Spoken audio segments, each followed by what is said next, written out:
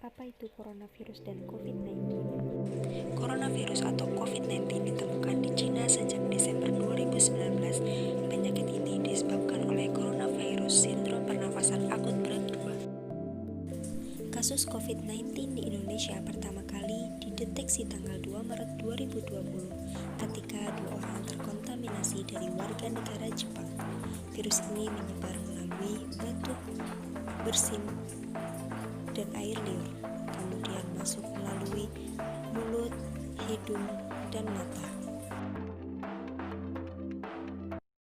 Gejala virus corona atau COVID-19 yaitu sakit tenggorokan, sakit kepala, hidung beringus,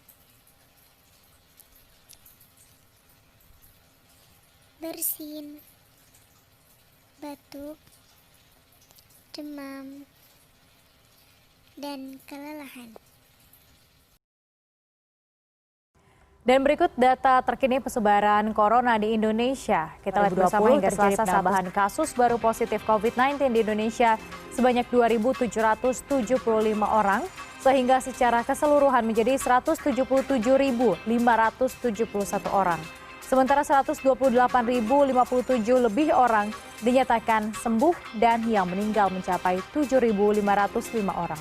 Kemudian untuk persentase kesembuhan pasien COVID-19 secara nasional kini mencapai 72,1%, sedangkan persentase kematian 4,2%.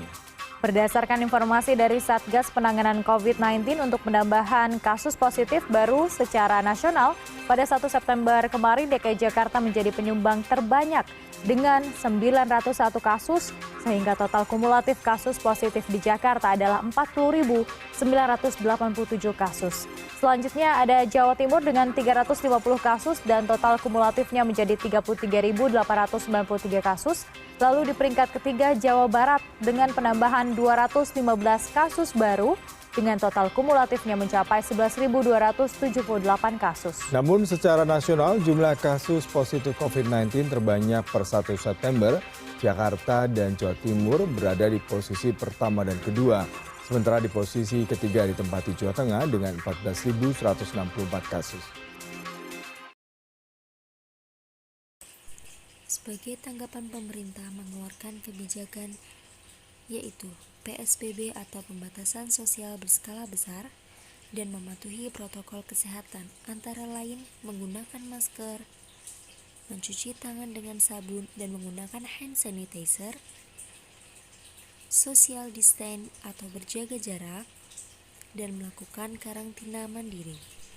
Cara pencegahan virus COVID-19 yaitu dengan makan makanan yang bergizi dan menghindari memakan daging dan telur mentah, melakukan olahraga setiap hari, tidur yang cukup, dan ketika sakit, segera hubungi petugas kesehatan terdekat. Cara penanggulangan wabah berdasarkan hadis Islam.